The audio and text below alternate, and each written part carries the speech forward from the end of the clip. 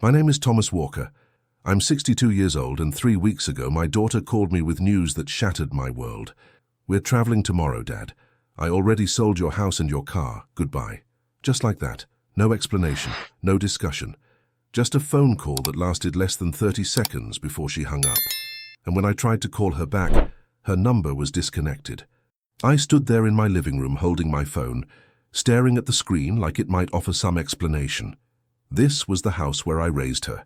The house where her mother and I celebrated every Christmas, every birthday, every milestone. The house that held 40 years of memories, and my own daughter had sold it without telling me, without asking, without even giving me a chance to understand why. But here's what she didn't know. What she couldn't have known because she never bothered to actually talk to me in the last 5 years. That house wasn't legally hers to sell. That car wasn't registered in her name, and the papers she signed, the documents she forged, the lies she told, were all about to come crashing down on her in ways she never imagined. Because I'm not the foolish old man she thought I was.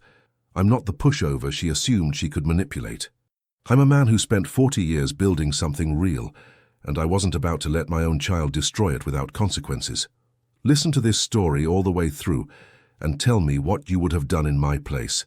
And let me know what city you're listening from, because I have a feeling this story is going to hit home for more people than you might think. Because this isn't just about a house or a car. This is about what happens when entitlement meets reality. When children who are given everything learn they can't just take whatever they want.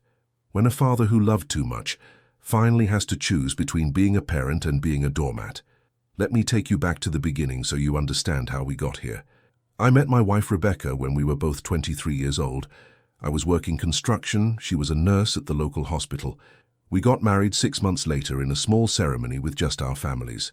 We didn't have much money, but we had dreams. Big dreams. Dreams of building a life together, of having a family, of creating something lasting. Our daughter Samantha was born 2 years later. She was perfect. 10 fingers, 10 toes, a full head of dark hair just like her mother. I remember holding her in the hospital and making a promise. This child would have everything I didn't have growing up. She would never go hungry, never wear second-hand clothes, never feel the shame of being the poor kid in class. I would work as hard as necessary to give her the life she deserved, and I kept that promise. Maybe too well. I worked double shifts, weekends, holidays. While other fathers were at Little League games, I was pouring concrete. While other dads were at dance recitals, I was framing houses. Every extra dollar went into savings, into investments, into building security for my family. Rebecca supported my work ethic, even though it meant she raised Samantha mostly alone during those early years. When Samantha was 8, I started my own construction company. It was risky. We had to mortgage our small house to get the capital. Rebecca was terrified we'd lose everything. But I believed in myself. I believed that hard work and dedication would pay off. And it did. Within 3 years, I had 20 employees. Within 5 years, I had 50. Within 10 years, Walker Construction was one of the most respected builders in the entire county. The money started coming in. Real money. More than I ever dreamed of having. We moved from our small starter home to a beautiful 4-bedroom house in the best neighborhood in town. We bought new cars, we traveled. We sent Samantha to private school. Everything I promised her when she was born, I delivered. She had the best clothes, the newest technology, expensive birthday parties that her friends talked about for months. Samantha grew up beautiful and confident. Maybe too confident. By the time she was 16, she had an attitude that made me uncomfortable. She talked to her mother with disrespect. She demanded things rather than asking. When she didn't get what she wanted immediately, she would throw tantrums that would have been embarrassing for a 5-year-old, let alone a teenager. But Rebecca would defend her. She's just expressing herself, Thomas. Don't be so hard on her. She's young. I should have been harder on her. I see that now. But I was barely home. The business was growing so fast I was working 80-hour weeks. I would come home exhausted, and the last thing I wanted was conflict with my teenage daughter, so I let things slide. I gave in to keep the peace. I wrote checks instead of setting boundaries. Every problem could be solved with money. At least that's what I told myself. When Samantha graduated high school, she announced she was going to study business at an expensive private university 5 hours away. The tuition was astronomical, $50,000 a year. not including room and board, books or living expenses. Rebecca worried about the cost, but I said yes immediately. Our daughter deserves the best education money can buy. This is what we worked for. This is why I built the business. College changed Samantha. Or maybe it just revealed who she always was. She came home less and less. During her visits, she complained about everything. The house was old-fashioned. The car we gave her wasn't nice enough. The allowance I sent her every month wasn't sufficient. She needed more for socializing, for clothes, for trips her friends were taking. And I gave it to her, every time, because I didn't know how else to show love except by providing. Rebecca started getting sick during Samantha's junior year of college. At first, we thought it was just fatigue. She was working long shifts at the hospital and maybe overdoing it. But tests revealed something much worse. Pancreatic cancer, stage 4. The doctors gave her 6 months, maybe a year, with aggressive treatment. We were devastated. I immediately cut back my work hours to be with her, to finally be the husband I should have been all along. I called Samantha to tell her about her mother's diagnosis. She was in the middle of planning a spring break trip to Cancun with friends. "Oh no, that's terrible," she said, with the emotional depth of someone commenting on bad weather. "So, are you still going to send my allowance next week? I need to book my hotel. I couldn't believe what I was hearing. Your mother is dying and you're asking about spring break money. Dad, don't be dramatic. The doctors said she has months. I'll come visit this summer. Right now I have commitments." She didn't visit that summer. She was too busy with an internship in New York. An internship I was paying for.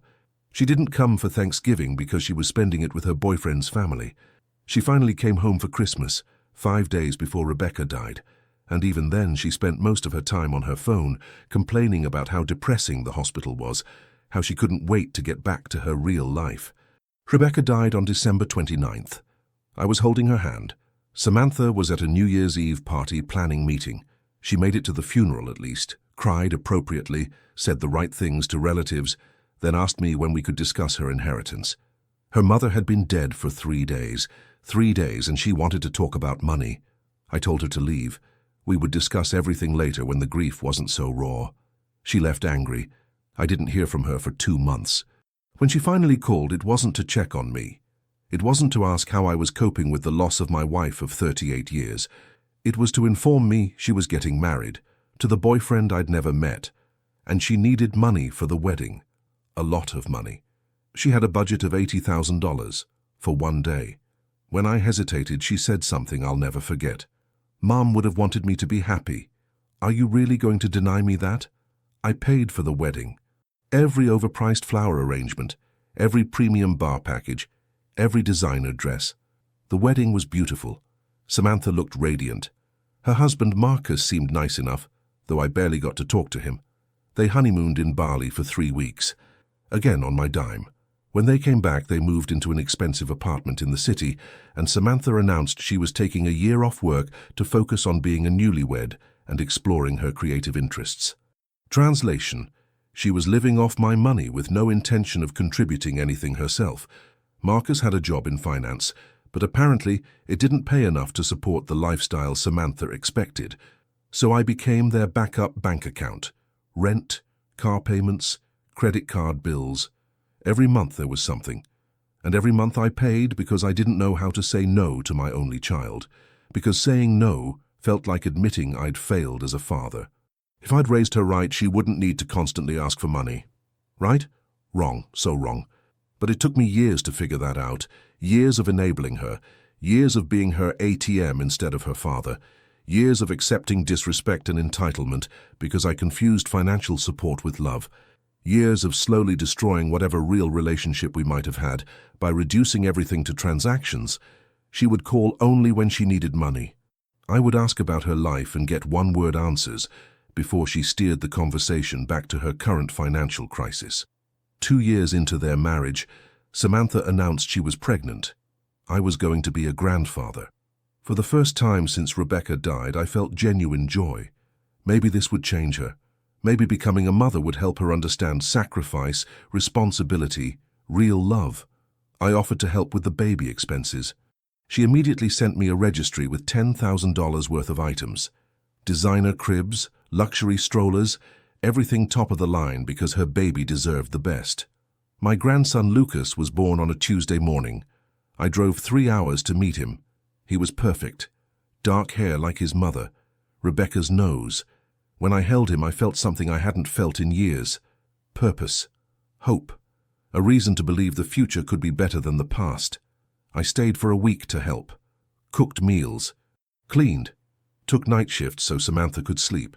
It felt good to be needed for something other than money, but even that didn't last. After I left, the calls started again.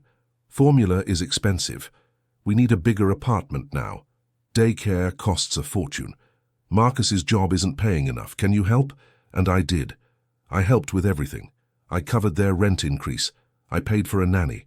I bought them a bigger car. I set up a college fund for Lucas. I was determined that my grandson would have every advantage, every opportunity. Looking back, I see how I repeated every mistake I made with Samantha. I threw money at problems instead of teaching responsibility. I enabled dependency instead of encouraging independence. I confused generosity with love, and worst of all, I taught my daughter that she could take whatever she wanted from me without consequences, that I would always be there to bail her out, that her father's purpose was to fund her lifestyle choices without question or complaint. 3 years passed this way. My business was still successful, but I was getting older. 60 years old and still working long hours because I had to support not just myself but my daughter's entire family. I started thinking about retirement, about selling the business and enjoying my remaining years, about maybe finding companionship again after 5 years of being alone since Rebecca's death, about actually living instead of just working. That's when everything changed. I met Catherine at a grief support group. She'd lost her husband 4 years earlier. She was 57, a retired teacher, warm and intelligent. We started having coffee after the meetings, then dinners, then regular dates. For the first time since Rebecca died, I felt alive again. I felt like I was allowed to be happy, like maybe my life wasn't over just because my wife had passed away. I told Samantha about Catherine 6 months into our relationship. I thought she'd be happy for me. Instead, she was furious. How dare you replace Mom? What kind of man starts dating before his wife is even cold in the grave? That's disrespectful. That's disgusting. I tried to explain that 5 years had passed, that her mother would have wanted me to be happy, that I wasn't replacing Rebecca, but simply choosing not to spend the rest of my life alone. Samantha hung up on me. Didn't speak to me for 3 months. When she finally called back, it was to tell me she was pregnant again, and before I could even congratulate her, she launched into a list of things she needed money for. A bigger apartment, a second car, more nanny hours. The message was clear. I could have my new relationship as long as it didn't interfere with my primary role as her financial supporter. My granddaughter Emma was born 7 months later. Another beautiful baby. Another reason to keep working, keep providing, keep sacrificing. Samantha was even less interested in parenting this time around. The nanny practically raised both kids, while Samantha pursued various hobbies and business ideas that never went anywhere. Marcus was working longer hours to try to bridge the gap between their spending and their income. But no matter how much he made, it was never enough, because Samantha's appetite for expensive things grew with every purchase. Catherine and I got engaged after 2 years together. I proposed at a small restaurant where we'd had our first date. Nothing fancy, just honest and real. She said yes, and I felt younger than I had in decades. We planned a simple wedding. Neither of us wanted anything elaborate. We just wanted to be together, to build a life in whatever time we had left, to be companions through the challenges of aging, of grandchildren, of whatever came next. When I told Samantha about the engagement, her reaction was predictable. Outrage masked as concern. What about Mom's memory? What about me? What about the kids? Don't they deserve their grandfather's full attention? And then the real concern emerged. What about my inheritance? If you remarry, does that woman get half of everything? I tried to explain that my personal life and her eventual inheritance were separate matters, that I had every right to companionship, that my money decisions were mine to make. She accused me of being selfish, of abandoning my family for some woman I barely knew, of putting my own happiness above my grandchildren's welfare. The manipulation was breathtaking. Somehow my desire to not spend the rest of my life alone was being framed as a betrayal of everyone who mattered. And when guilt didn't work, she tried threats. If you marry that woman, don't expect to see your grandkids anymore. You're choosing her over us. I hope you can live with that choice. I married Catherine anyway. It was a small ceremony with just close friends. Samantha didn't come, didn't send a card, didn't even acknowledge it happened. And true to her threat, she cut off contact. No phone calls, no visits. When I tried to reach out, my messages went unanswered. When I drove to their apartment to see the grandkids, no one answered the door, even though I could hear movement inside. I was being punished for daring to have a life that didn't revolve around funding theirs. Catherine encouraged me to keep trying. Don't give up on your daughter. She's angry, but she'll come around. Family is forever. I wasn't so sure. This felt different than previous disagreements. This felt final. Like Samantha had decided I was no longer useful to her and therefore no longer worthy of her time. The ATM had malfunctioned by getting remarried, so it was time to discard it and find another source of income. 6 months passed without contact. Then I got a call from Marcus. He sounded stressed. "Thomas, we need to talk.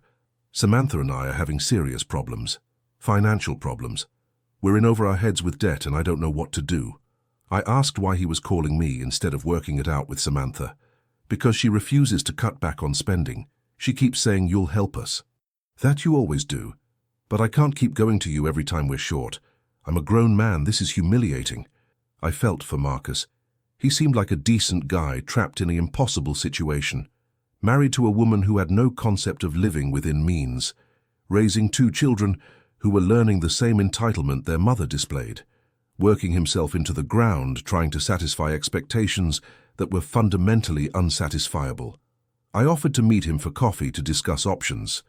Real options. Like budgeting, like financial planning, like Samantha getting a job. Like learning to live within their actual income instead of my subsidies.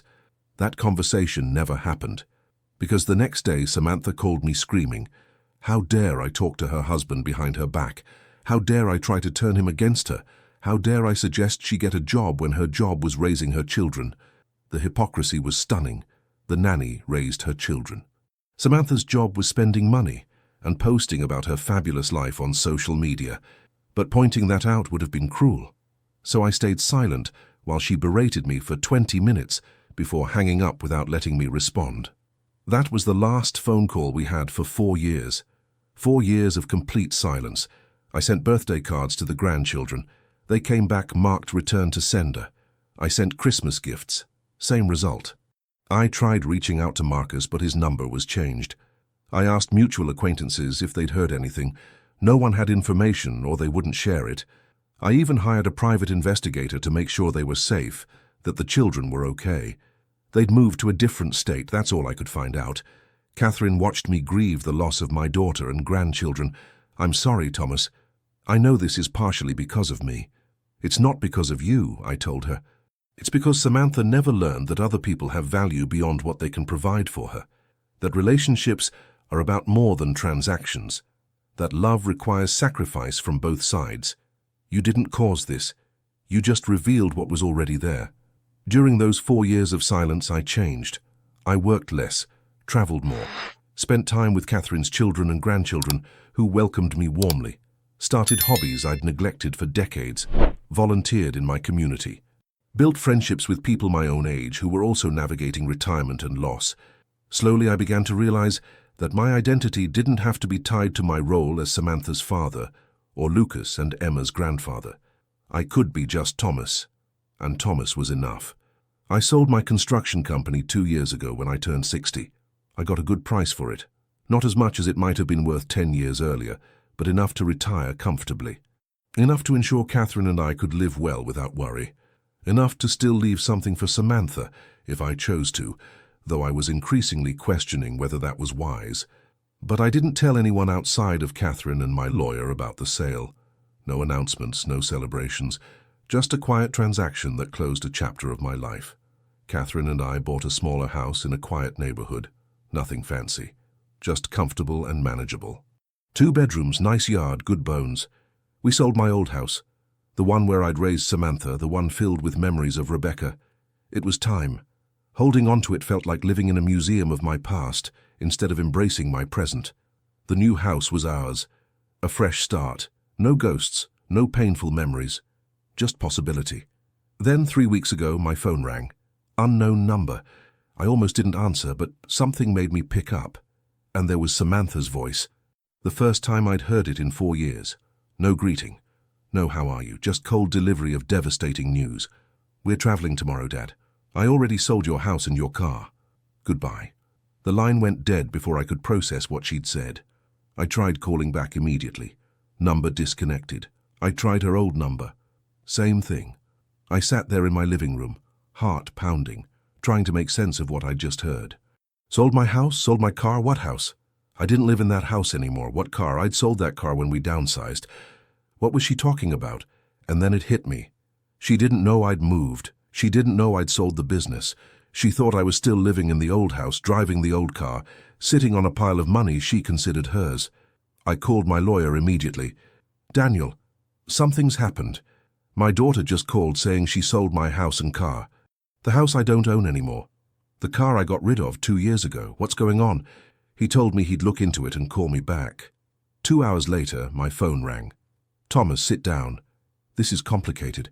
Your daughter somehow obtained power of attorney documents with your forged signature. She used those documents to claim you're mentally incompetent. She sold your old house to a real estate investor for cash, well below market value. She also sold the title to your old car to a junkyard. The money from both sales has already been transferred out of the accounts she set up. I felt like I'd been punched in the stomach. My own daughter had forged legal documents, had committed fraud, had stolen what she thought was mine. The betrayal was so complete I couldn't even process it. How did she do this? How did no one catch it? Daniel explained. The documents looked legitimate. She must have had help from someone who knows how to forge notary stamps and signatures. The buyers probably didn't look too closely because they were getting deals. The money trail shows it went to an offshore account. This is serious, Thomas. This is multiple felonies. What do I do? I asked. You press charges, he said simply. You report this to the police. You let them investigate, you protect yourself legally, and you cut off any remaining ties to your daughter because she just proved she's willing to destroy you financially if it benefits her. But she's my daughter, I said weakly. I know, he replied, and I'm sorry, but the woman who did this isn't the daughter you wish you had. She's the daughter you actually have, and she just committed serious crimes against you. I spent that night unable to sleep, thinking about where it all went wrong, wondering if there was a moment I could point to where Samantha became this person. Was it when I bought her the expensive car for her 16th birthday, instead of making her work for it? Was it when I paid for that extravagant wedding? Was it when I kept bailing her out financially instead of letting her face consequences? Or was it earlier? Was it every time I chose work over presence? Every time I solved problems with money instead of attention? Every time I confused providing with parenting? Catherine found me at 3 a.m. sitting at the kitchen table. What are you going to do? She asked gently. I don't know, I admitted. Part of me wants to pretend this never happened, to let her have whatever money she got from those sales, to avoid the ugliness of pressing charges against my own child. But another part of me knows that's exactly what got us here. My inability to set boundaries, my unwillingness to let her face consequences, my desperate need to be loved by someone who's only capable of using me. What does your gut tell you? Catherine asked. My gut says if I don't stop this now, she'll do worse later. My gut says I've enabled this behavior for her entire life, and it's time to stop. My gut says maybe the most loving thing I can do for her is finally hold her accountable, even if she never speaks to me again, even if it means never seeing my grandchildren, because continuing to enable her isn't love. It's cowardice disguised as compassion. The next morning I called Daniel back. File the police report, press charges, do whatever needs to be done legally, and I want to make sure my actual assets are protected, update my will, make sure Samantha cannot touch anything I actually own. Catherine will be my sole beneficiary. My grandchildren will receive funds in a trust they can't access until they're 35 years old, managed by an independent trustee. Samantha gets nothing, not $1. She made her choice when she tried to steal from me. Now I'm making mine. The police investigation moved quickly. The forged documents were obvious once they were examined closely. The notary stamp was from a notary who'd been dead for 3 years. My signature didn't match any official documents on file. The buyers of the house and car were contacted. Both confirmed they'd bought from a woman claiming to have power of attorney for her elderly, incompetent father. Real estate investor said he'd been suspicious, but the price was so good, he didn't ask many questions. The junkyard operator admitted he knew something was fishy, but figured it wasn't his problem. Finding Samantha was harder. The offshore account she'd used was traced to the Cayman Islands. The money had been withdrawn in cash over 3 days, a week before she made that phone call. Investigators believed she and Marcus had already left the country by the time she called to gloat. Probably somewhere without extradition treaties. Somewhere they thought they could live well on the money they'd stolen, which wasn't nearly as much as they probably hoped, since the house sold for only 60% of its value and the car was worthless. My lawyer estimated she'd gotten maybe $400,000 from the scam. A significant amount, sure, but not the millions she probably expected, not enough to live lavishly for the rest of their lives, especially not with 2 children. Especially not if they couldn't legally work wherever they'd fled to. They'd blown up their entire lives, committed multiple felonies, destroyed their relationship with me, cut themselves off from any future support, all for an amount that would maybe last them 5 years if they were careful, which Samantha had never been. The arrest warrants were issued. Samantha and Marcus were charged with fraud, forgery, elder exploitation, and half a dozen other crimes. Interpol was notified. Their passport information was flagged. If they tried to return to the United States, they'd be arrested immediately. If they were found in a country with an extradition treaty, they'd be sent back to face charges. They'd made themselves fugitives, criminals on the run. All because my daughter couldn't conceive of a world where she didn't have unlimited access to what she considered her money. The hardest part was thinking about Lucas and Emma. They were innocent in all this. 10 and 7 years old now, being raised by parents who were teaching them terrible lessons about entitlement, about consequences, about what matters in life, growing up in hiding, probably being told I was the villain, that mean old grandpa who wouldn't share, that selfish man who cared more about his new wife than his own family, never knowing the truth, never understanding that their mother had committed crimes, never getting the chance to know me as anything other than whatever story Samantha told them. Catherine suggested I write them letters. Letters they might never see, but that could be saved for them when they're older.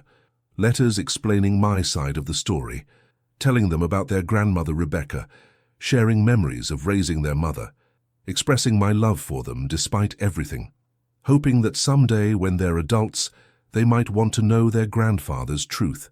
I started writing.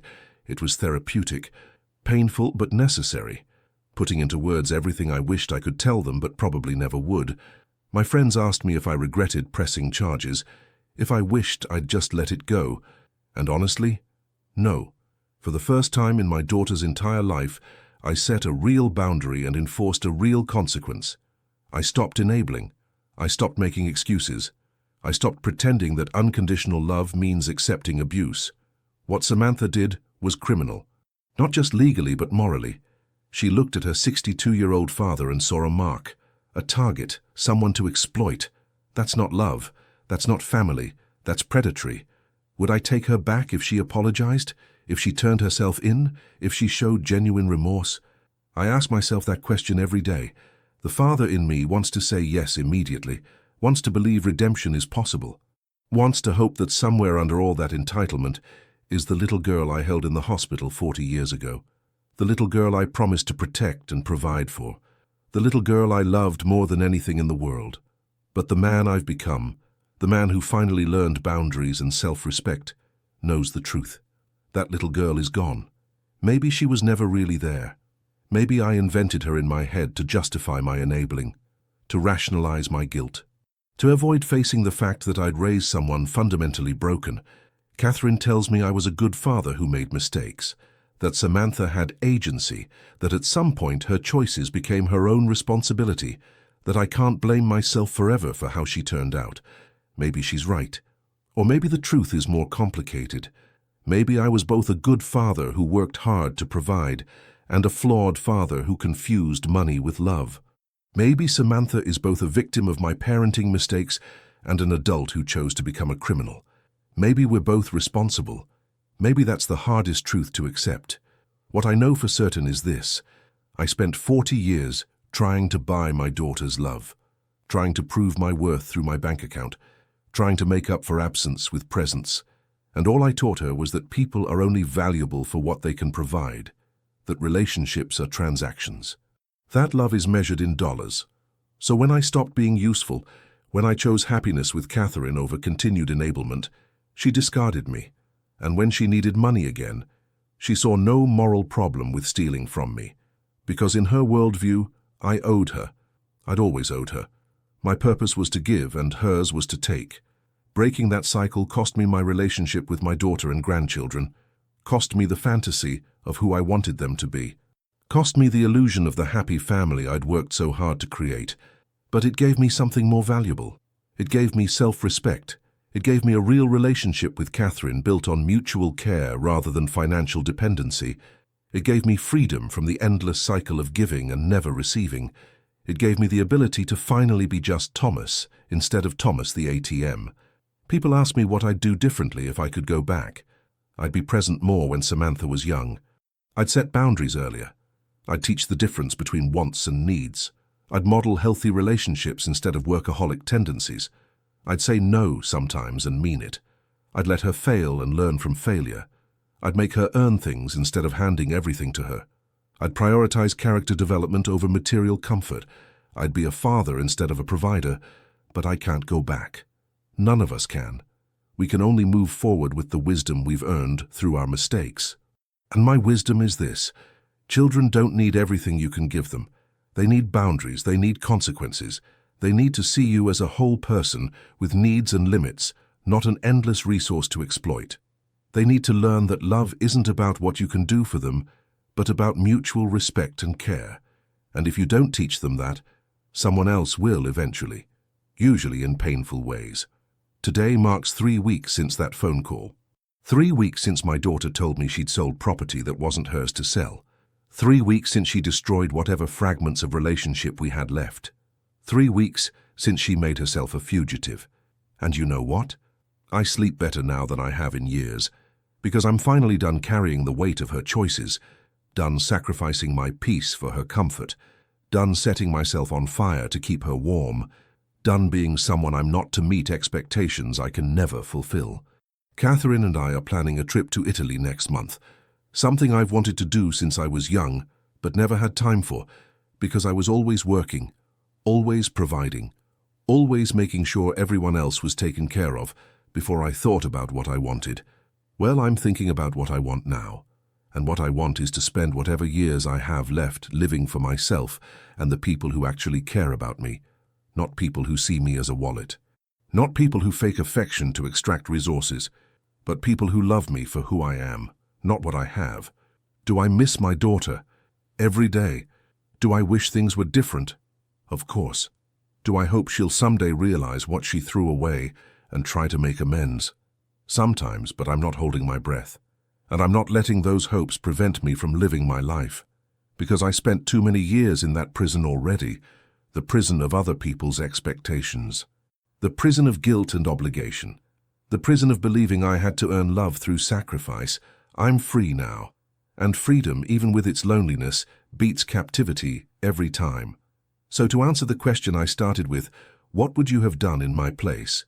Would you have pressed charges against your own child? Would you have let them get away with it to keep the relationship? Would you have tried to find middle ground?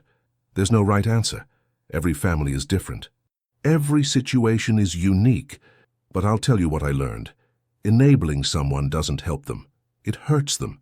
It prevents them from growing up, facing reality, developing resilience, and it destroys you in the process. Boundaries aren't cruelty, they're necessary. Consequences aren't punishment, they're education. And sometimes the most loving thing you can do is step back and let someone experience the full weight of their choices. My daughter called me 3 weeks ago to tell me she'd sold my house and car. She thought she was announcing a victory, that she'd outsmarted me, that she'd gotten what she deserved. What she actually did was free me. Free me from the illusion that we had a real relationship. Free me from the obligation I felt to keep supporting her endless need. Free me from the fear of losing someone I'd already lost years ago. She meant it as a cruel goodbye. I'm choosing to hear it as a liberation. Tell me what city you're listening from. Tell me if my story resonates with you. Tell me if you've ever loved someone so much you forgot to love yourself. Tell me if you've ever given so much you had nothing left. Tell me if you've ever had to choose between being a good parent and being a whole person. Because I think these struggles are more common than we admit. We're taught that good parents sacrifice everything, that love means giving until you're empty. That family is everything no matter what. But what if that's wrong? What if real love includes boundaries? What if sacrifice without reciprocity is just self-destruction? What if family has to be earned, not just given? I'm 62 years old. I have maybe 20 or 30 good years left if I'm lucky. I'm choosing to spend them with people who value me. I'm choosing peace over drama. I'm choosing self-respect over obligation. I'm choosing to be someone I'm proud of instead of someone everyone else expects me to be. My daughter sold my house and car and thought she was taking something from me. She was wrong. She gave me something instead. She gave me clarity. She gave me freedom. She gave me the final push I needed to stop being her victim and start being my own person. And if you're in a similar situation, if you have someone in your life who only takes and never gives, who treats you like an ATM instead of a person, who makes you feel guilty for having boundaries, I want you to hear this. You're not responsible for managing their emotions. You're not required to set yourself on fire to keep them warm. You're not obligated to sacrifice your well-being for their comfort. And choosing yourself doesn't make you selfish. It makes you healthy. The hardest lesson I learned through all this is that you can't love someone into being a good person. You can't sacrifice enough to make them appreciate you. You can't give enough to fill a bottomless pit of need. Some people will take everything you have and still demand more. And when you finally say no, they'll act like you're the villain. They'll rewrite history to make themselves the victim. They'll tell everyone who'll listen how cruel you are, how selfish, how unloving. Let them. Their opinion of you isn't your responsibility. I thought being a good father meant never disappointing my daughter, never saying no, never letting her struggle, always being there with money, with support, with solutions to every problem. But that's not fatherhood, that's enabling. Real fatherhood means preparing your child for a world that won't cater to their every whim. Teaching them resilience, showing them that actions have consequences, modeling healthy boundaries. I failed at that for 40 years. I finally got it right when I pressed charges. Better late than never. The legal process is still ongoing. The warrants are active. Samantha and Marcus remain fugitives somewhere in the world, living on stolen money, raising my grandchildren to believe whatever lies make this situation palatable. Maybe they're in Costa Rica, maybe Thailand, maybe somewhere I'd never guess. It doesn't matter. What matters is that I finally drew a line. I finally said enough. I finally chose dignity over doormat status. My lawyer tells me that even if they're never caught, having this on record protects me. If Samantha tries anything else, if she returns someday claiming I owe her something, if she attempts any future scams, there's documentation of her pattern of behavior. The forged documents, the fraud, the theft, it's all there in black and white. Future me is protected from her, and that's worth something even if she never faces trial. People in my community have been supportive mostly. Some think I'm being too harsh. She's your daughter, they say. Family should forgive. You only get one child. Don't you want to reconcile before you die? And maybe they're right. Maybe on my deathbed I'll regret choosing justice over family harmony. But I doubt it, because what we had wasn't harmony. It was hostage negotiation, me constantly trying to avoid her anger by giving her whatever she wanted. That's not family. That's extortion with a biological connection. Catherine's children have been wonderful through all this. They're not trying to replace Samantha. They're not after my money. They're just genuinely kind people who've welcomed me into their lives. We have dinner together weekly. They call to check on me. They invite us to their children's events.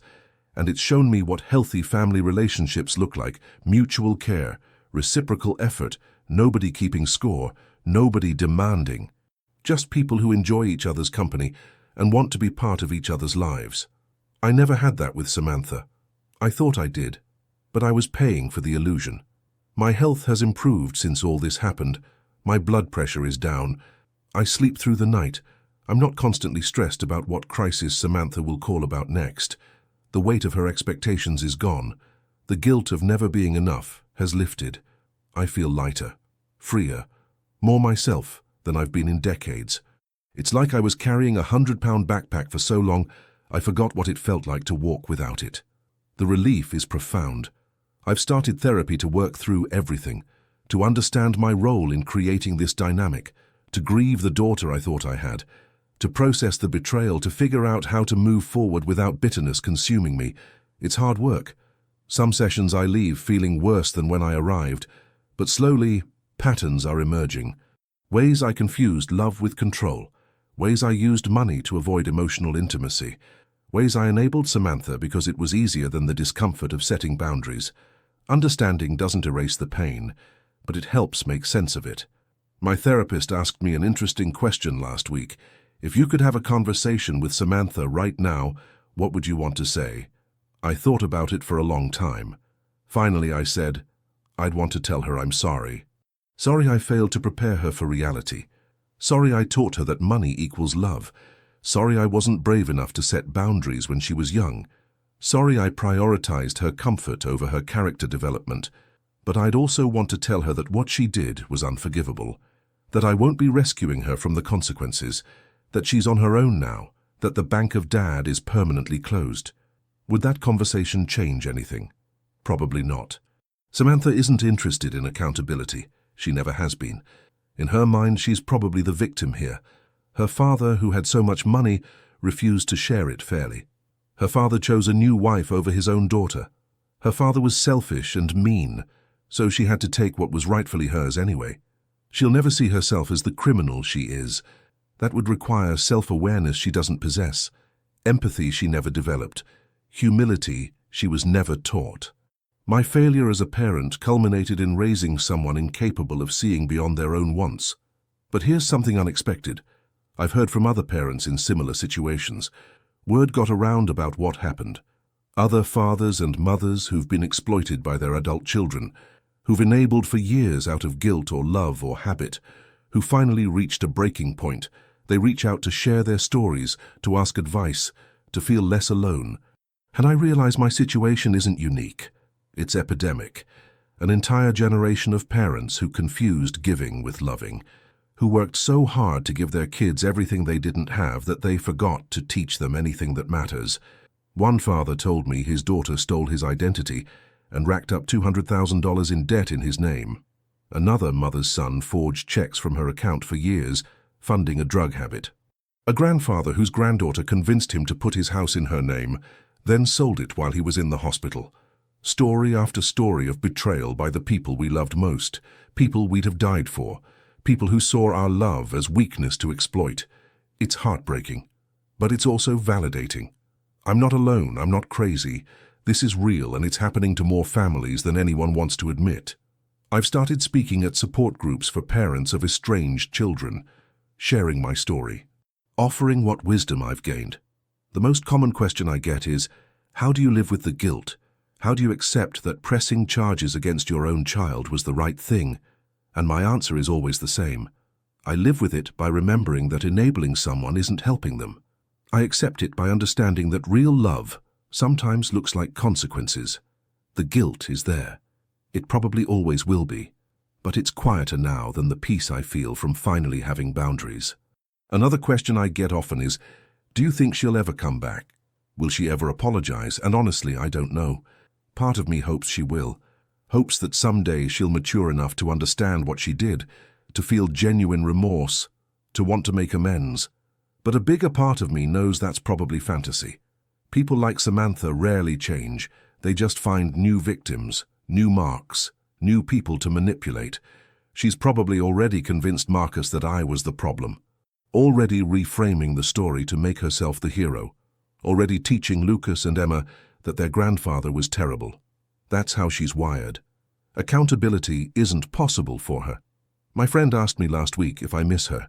It's a complicated question. I miss the daughter I thought I had. I miss the fantasy of a loving family. I miss the hope that someday we'd have a real relationship. But do I miss Samantha as she actually is? The entitled, manipulative, criminal woman who tried to steal from me? No, I don't miss that person. That person caused me years of stress and pain. That person never saw me as fully human. That person I'm better off without. The grief isn't for who she is, it's for who I wanted her to be. Catherine says I need to forgive her eventually, not for her sake, but for mine. That carrying anger and bitterness will poison what's left of my life. That forgiveness is about releasing myself from the prison of resentment. She might be right, but I'm not there yet. Maybe someday. Maybe when enough time has passed that the wound isn't so fresh. Maybe when I've fully accepted that the daughter I wanted never existed. Maybe when I've stopped hoping she'll suddenly become someone she's not. But today I'm still angry, still hurt, still grieving. And that's okay. Healing isn't linear. It doesn't follow a timeline. It happens when it happens. What I can say is that I don't hate her. Hate would mean she still has power over me. Hate would mean I'm still emotionally entangled. I don't hate Samantha. I pity her. I pity someone so broken they can steal from their own father, so empty they need constant material things to feel valuable, so lost they'll never know what real love feels like because they're incapable of giving it. That's a sad existence. A lonely existence. Even with Marcus and the kids, she'll always be fundamentally alone because she can't connect authentically. Everything is transactional. Everyone is useful or useless. That's no way to live. My greatest fear is that Lucas and Emma will grow up to be like her, that they're learning these same patterns, that in 20 years they'll try to scam someone else, that the cycle will continue. I hope I'm wrong. I hope Marcus tempers her influence. I hope they're exposed to better role models. I hope life teaches them what their mother refuses to. But I'm not optimistic. Children learn what they live, and they're living with a mother who sees nothing wrong with forgery and theft, who believes she's entitled to whatever she wants, who blames everyone else when consequences arrive. That's toxic soil to grow in. The other day I was cleaning out old boxes and found photo albums from when Samantha was little, pictures of her as a baby, as a toddler, as a little girl, smiling, happy, innocent, before entitlement took root, before I taught her all the wrong lessons, before she became who she is now. I sat with those photos for a long time, crying for that little girl, mourning the potential that was wasted, wishing I could go back and do it all differently, but I can't. That little girl is gone. The woman she became made her choices. All I can do is move forward. Catherine found me looking at the photos. "You were a good father," she said. "You did your best with what you knew at the time." Maybe. But my best wasn't good enough. My best created someone who committed felonies against me. My best failed to instill basic morality. My best taught her that love equals money and people are objects. That's a pretty spectacular failure when you think about it. But she's right about one thing. I did what I knew at the time. I can't undo it. I can only learn from it. And hopefully, by sharing my story, maybe help others avoid my mistakes. If there's one thing I want people to take from this, it's this. Start setting boundaries early. Don't wait until your kids are adults and the patterns are cemented. Teach them the difference between wants and needs. Let them experience disappointment. Let them fail and learn from failure. Don't rescue them from every consequence. Model healthy relationships where both people give and take. Show them that your love isn't dependent on what you can buy them. Be present, not just providing. And for God's sake, say no sometimes. No is a complete sentence. No doesn't make you a bad parent. No is how children learn that the world doesn't revolve around them. Because here's what happens when you don't do those things. You raise adults who can't cope with reality, who expect everything to be handed to them, who blame everyone else for their problems, who see relationships as transactional, who have no resilience, no grit, no character. You raise Samanthas. Adults in age, but children in emotional development. Demanding, entitled, incapable of genuine love, and eventually they'll turn on you, because when you're no longer useful, you're disposable. That's the logical endpoint of transactional relationships. Someone always gets discarded. I used to worry about what people would think if they knew my daughter was a fugitive, if they knew she'd committed crimes against me, if they knew our family was this broken. I was ashamed. Like her actions reflected something fundamental about my worth as a person. But I've let that go. Her choices are hers. Her crimes are hers. Her consequences are hers. I did my part. I worked hard. I provided. I loved as best I knew how. The fact that she chose to become a criminal isn't a reflection on me, it's a reflection on her. And anyone who wants to judge me for pressing charges can walk a mile in my shoes first. The truth is, most people are supportive once they hear the full story. They understand that what Samantha did wasn't a desperate act of necessity. It was calculated theft from someone she should have loved.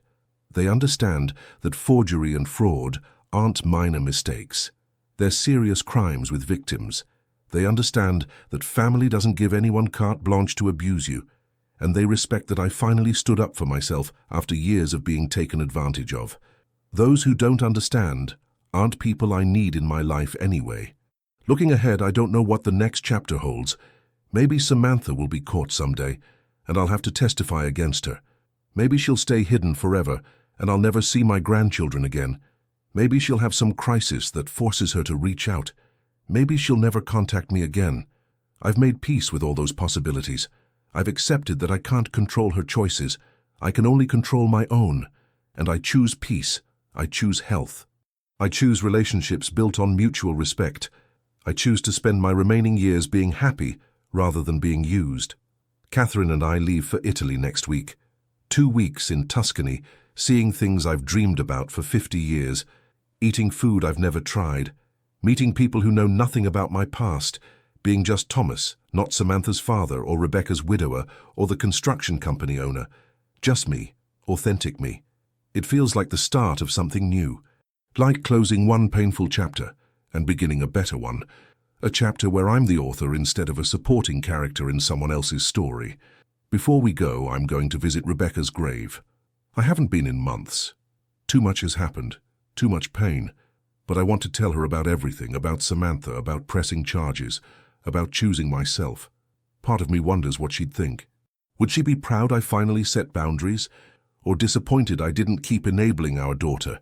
I'll never know, but I like to think she'd understand, that she'd see how much I've grown, that she'd approve of my choice to build a life with Catherine, that she'd want me to be happy. And I am happy, despite everything, despite the betrayal, the theft, the estrangement, the criminal charges, the loss of my grandchildren. Despite it all, I'm happier now than I've been in years. Because happiness isn't about having everything go right. It's about being at peace with yourself. It's about living authentically. It's about surrounding yourself with people who value you. It's about finally understanding your worth isn't determined by how much you give others. I know my worth now, and it has nothing to do with my bank account. So here's where we are. My daughter called me 3 weeks ago, announcing she'd sold my house and car as some kind of twisted victory. She's now a fugitive facing multiple felony charges. I'm preparing to testify if she's ever caught. My grandchildren are growing up without knowing me, and somehow, despite all that, I'm okay. More than okay. I'm free. Free from obligation without reciprocation. Free from guilt for having boundaries. Free from the prison of other people's expectations. Free to just be Thomas. And Thomas is enough. He always was. He just forgot for a while. Thank you for listening to my story. Thank you for hearing me out without judgment. And if you're going through something similar, if you have someone in your life draining you dry, if you're afraid to set boundaries because of what you'll lose, I want you to remember this. You can't lose what you never really had. You can only release the illusion of it. And on the other side of that loss is peace, is freedom, is life as it was meant to be lived, not as a resource to be extracted, not as a means to someone else's end, but as a whole, complete, valuable person worthy of respect and care. You deserve that. I deserve that. And it took me 62 years to believe it. Don't wait that long. The years you have left are too precious to waste on people who can't see your value. This is Thomas Walker, 62 years old, signing off from somewhere much better than where I started, wishing you the courage to choose yourself when the time comes. Because it will come. And when it does, I hope you're ready. I hope you're brave. And I hope you choose peace over performance, authenticity over approval, and yourself over people who can't love you back. You're worth it, even when it doesn't feel like it. Especially then, you're worth it.